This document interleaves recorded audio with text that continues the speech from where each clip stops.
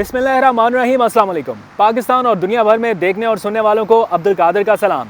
ये आज का व्लॉग थोड़ा रोड साइड होगा बिकॉज कुछ लेटेस्ट अपडेट और इन्फॉर्मेशन है अभी मौसूल हुई, तो सोचा आपके साथ जल्दी से शेयर कर ली जाए। मुल्क की सियासत में एक घिनौना और शातिर किस्म का खेल खेला जा रहा है जिसे आहिस्ता आहिस्ता डिकोड करने की कोशिश की जा रही है। गुज़िश्ता रात 12 बजे के बाद से सुबह 4 बजे तक के जो टेलीविज़न पर मनाजर आपने देखे परवेज़ लाई के घर पर छापे के हवाले से, वो छापा किसके कहने पर मारा गया, क्यों मारा गया, हुक्म देने वाले कौन थे और जिनके पास इख्तियार था हुक्म देने का वो सारे के सारे मुल्क से बाहर हैं। और 3 अहम शख्सियात अचानक से बैरून मुल्क क्यों चले गई, इन सवालों के जवाब ढूंढने की कोशिश की जा रही है, लेकिन अभी तक इसके ऊपर पर्दा डाला जा रहा है।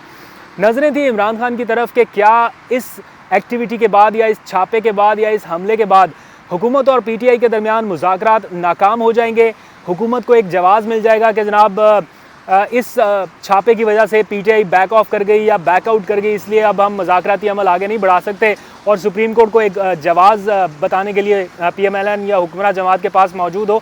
बहुत सारे सवालात इसकी तरफ उठ रहे थे। आज शाम एक अहम डेवलपमेंट हुई अब से तकरीबन 1.5 घंटा पहले, और एक डेवलपमेंट हुई है अब से 10-15 मिनट पहले। ये दोनों तफसीलात आपको बताता हूँ, लेकिन द क्वेश्चन इज़ के DG एंटी करप्शन जिनके हुक्म पर छापा मारा गया वो हिदायत किससे ले रहे थे इस छापे को मारने के लिए, क्योंकि जो मोहसिन नकवी हैं निगरान वज़ीर आला वो मुल्क में नहीं है, CCPO वो मुल्क में नहीं है, IG पंजाब वो मुल्क में नहीं है, तो DG एंटी करप्शन आखिर किसके लाडले हैं, किसके कहने पर उन्हें इस्लामाबाद की पुलिस से रिलीव करके पंजाब में भेजा गया और एंटी करप्शन महकमे का सरबराह हाल ही में उन्हें बनाया गया, तरक्की दी गई उनको। आखिर क्यों? क्योंकि इस्लामाबाद में जब मुजाहरे, धरने, जलसे वगैरह हो रहे तो PTI कारकुनान के पीछे पीछे वो आंसू गैस के शेल फायर करते आपने उनको देखा होगा। तो यहाँ पर कंट्रोल किसका है और किसके कहने पर भेजा गया, इस सवाल का जवाब आपको इजीली मिल सकता है। लेकिन बढ़ते हैं उस डेवलपमेंट की तरफ जो शाम 7 बजे के लगभग हुई। शाह महमूद कुरैशी को वज़ीर ख़जाना यानी वफाकी वज़ीर ख़जाना इसहाक डार ने टेलीफोन किया और बताया कि इस छापे के पीछे वफाकी हुकूमत नहीं है, हमने चेक कर लिया, ना हमारे ऑर्डर्स हैं ना हमारे हुक्म पर यह छापा मारा गया। गुज़िश्ता रोज़ जब कुछ कारकुनान की गिरफ्तारी अमल में लाई गई तो जब मुज़ाकराती टेबल पर हुकूमत और PTI के लोग बैठे तो इसहाक डार को फ़ौरन फ़ोन करना पड़ा राना सनाउल्लाह को और उनको कहना पड़ा कि उन सारे लोगों को रिहा कर दिया जाए वरना मुज़ाकरात ख़तरे में है। तो राना सनाउल्लाह की हिदायत पर फिर ये सारे कारकुनान गुज़िश्ता रोज़ मुज़ाकरात के दौरान रिहा किए गए। इस बात का तो हमें पता है क्योंकि इनसाइड इन्फॉर्मेशन उसी वक्त हमारे पास आ गई थी कि कुछ राब्ते किए जा रहे हैं। लेकिन उसके बाद अब से कुछ देर पहले वफाकी वज़ीर ख़जाना ये बता रहे हैं कि जनाब हमारे इल्म में ये बात नहीं है कि ये किसके कहने पर हुआ। ये बात वैसे कोई लॉजिक नहीं रखती कि उनको पता ना हो।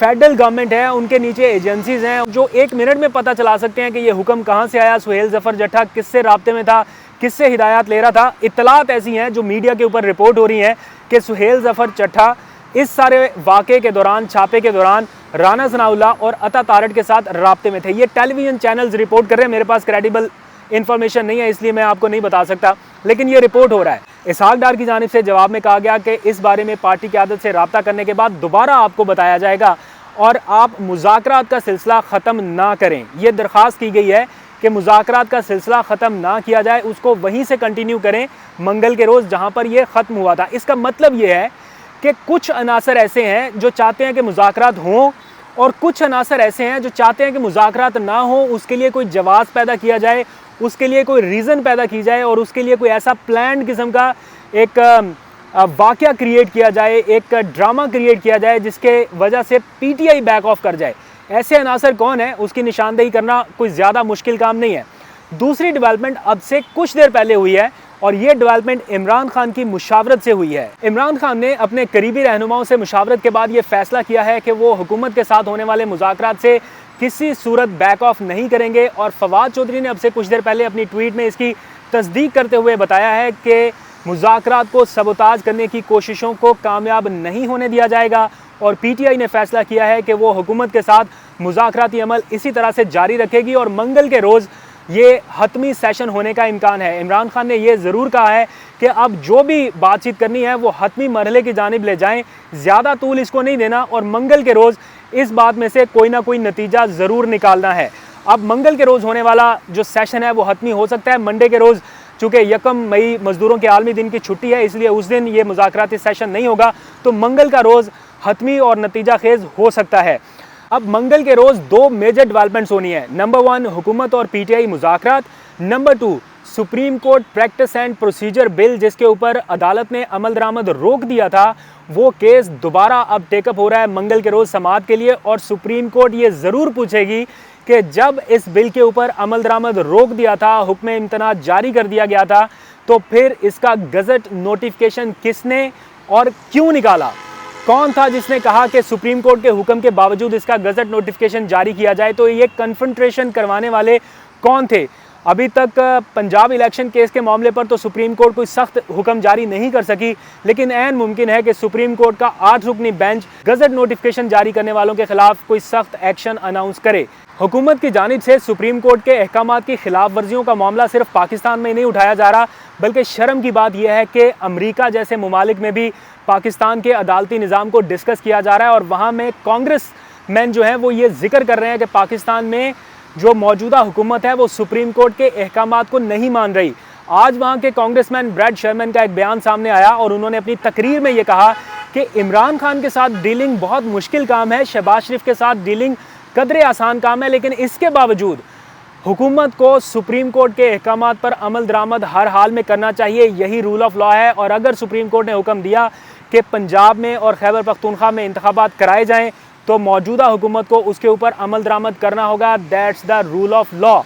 ये गोरे हमें बता रहे हैं, हमें नहीं पता चल रहा, लेकिन गोरे ये चीज़ डिस्कस कर रहे हैं कि पाकिस्तान में रूल ऑफ लॉ के ऊपर कोई अमल दरामद इस वक्त नहीं हो रहा, जिसके लिए पूरी जंग इस वक्त इमरान खान लड़ रहे हैं। Imran Khan was difficult for us to deal with. Prime Minister Sharif, somewhat easier. But the question is democracy and the rule of law. The Supreme Court of Pakistan has ruled that there should be provincial elections in Punjab and later on in another province. That is the rule of law. आखिर में ज़रा जाते जाते आप लोग अपनी राय का ज़रूर इजहार करें कि जो कल रात छापा पड़ा और उसके बाद से अब तक जो पैदाशुदा सूरत हाल है, उसमें आपको क्या लगता है? क्या ये इसहाक डार साहब ठीक कह रहे हैं कि हमें नहीं पता, वफाकी हुकूमत के इल्म में नहीं है कि ये किसने किया? ऐसा हो नहीं सकता कि इसहाक डार को वफाकी वज़ीर होते हुए इल्म ना हो, क्योंकि वो तकरीबन डिप्टी प्राइम मिनिस्टर हैं और जितने इख्तियारात उनके पास हैं वो शायद ही किसी और वज़ीर के पास हों वज़ीर आज़म के बाद। यहाँ तक कि राना सनाउल्लाह साहब भी वो पावर और वो अथॉरिटी शायद इस्तेमाल नहीं कर सकते जो इसहाक डार के पास हो। तो आपके ख्याल में इसहाक डार ठीक कह रहे हैं या फिर ये सारा मामला इसहाक डार के इल्म में था और इसहाक डार प्लस राना सनाउल्लाह प्लस वफाकी हुकूमत के जो बड़े हैं उनकी मर्ज़ी से ये सब कुछ हुआ? और जो उनके इत्तेहादी हैं चौधरी सालिक, जो परवेज़ इलाही के इतने अजीज़ इतने करीबी रिश्तेदार हैं, क्या ये मामला उनके भी इल्म में था और ये वो अब एक तरह से मीडिया पे आके ये कह रहे हैं कि जनाब मुझे तो पता ही कुछ नहीं था, मेरे इल्म में भी नहीं था, मैं भी चाहता हूँ कि इसकी तहकीकात हों? मेरे ज़हन में एक चीज़ आती है, अगर वो तहकीकात का मुतालबा कर रहे हैं अपनी ही हुकूमत से, तो अपने घर छापा पड़ने पर कम से कम इतनी शर्म और गैरत तो कर सकते थे कि मुस्ताफ़ी हो जाते। अगर वफाकी हुकूमत इनोसेंट होती तो वो अपना ओहदा वापस रखते, और अगर वफाकी हुकूमत कसूरवार होती तो वो ये वजारत छोड़ देते। लेकिन अभी तक ना तो उनका इस्तीफ़ा आया, ना कोई ऐसा बयान जिसमें लगे कि वो हुकूमत से बहुत ज़्यादा नाराज़ हैं। सिर्फ उन्होंने इतना कहा कि मुझे तो पता ही नहीं है, मैं भी चाहता हूँ कि इसकी तहकीकात की जाए। ठीक बात है। आज सुबह एक ऑडियो जारी कर दी गई कि शायद को थोड़ी सी तवज्जो इधर उधर हो जाए साकिब निसार के बेटे की। वो ठीक है, गलत है, उसके ऊपर आप अपनी इंडिविजुअल जजमेंट दे सकते हैं, आप उसको जज कर सकते हैं, लेकिन ऑडियो रिलीज़ करने का मकसद क्या है? बहुत सारी ऑडियोज़ और भी बना के रखी हैं और चाहते हैं कि ये तब रिलीज़ की जाएँ जब कोई मामले को डाइवर्ट करना मकसूद हो। लेकिन अब आवाम इतनी आदी हो गई है कि ये ऑडियो लीक्स भी मामले को डाइवर्ट नहीं कर सकी। पहले ऑडियो रिलीज़ कराई गई, फिर एक के बाद एक कोई हुकूमत के वज़ीर, कोई इत्तेहादियों के वज़ीर, कोई सिंध से वज़ीर, कोई पंजाब से वज़ीर, सारे उठ के लाइन बना के आगे प्रेस कॉन्फ्रेंस करने, साकिब निसार को बुरा भला कहने। लेकिन किसी में इतनी जुर्रत नहीं थी कि ये बताता कि गुज़िश्ता रात जो ख़वातीन के साथ हुआ, जो चादर और चार दीवारी का तकद्दुस पामाल हुआ, उसके पीछे कौन था? आप लोग बताइए, आप भी ज़रा कमेंट कीजिए कि क्या हुकूमत इस सारे मामले में बेकसूर है या हुकूमत की ताकत कोई और इस्तेमाल कर रहा है या स्टेट में कोई स्टेट और बनी हुई है? इस सवाल का जवाब आप लोग दीजिए। आज तलाल चौधरी की, अगर आप में से किसी ने प्रेस कॉन्फ्रेंस सुनी हो, जो सरकारी टेलीविज़न के ऊपर बैठकर उन्होंने गालम गलोच की है, वो हमाद यूसुफ ने ट्वीट भी किया हुआ है। अगर आप देखना चाहें तो वहाँ जाके देख भी सकते हैं। क्या गज़ब की गालम गलोच की है अब एक साहब आते थे पहले, वो मिडिल फिंगर दिखा के आइन का मजाक बनाते थे। दूसरे साहब हैं सरकारी टेलीविज़न पर बैठकर, पता भी है कि सरकारी टेलीविज़न की फीड सारे टीवी चैनल्स उठाएंगे, सारे निजी टीवी चैनल्स इसको नशर करेंगे, उसके बावजूद उन्होंने लाइव बैठकर गालम गलोच की। इसके ऊपर कोई नोटिस नहीं है, इसके ऊपर कोई बातचीत नहीं है, कोई एक्शन नहीं है। यह है पाकिस्तान इस वक्त का, हमारा पाकिस्तान, प्यारा पाकिस्तान। आज तक के लिए इतना, अपना बहुत सा ख्याल रखिए। अल्लाह हाफिज़। हाथ थक गया।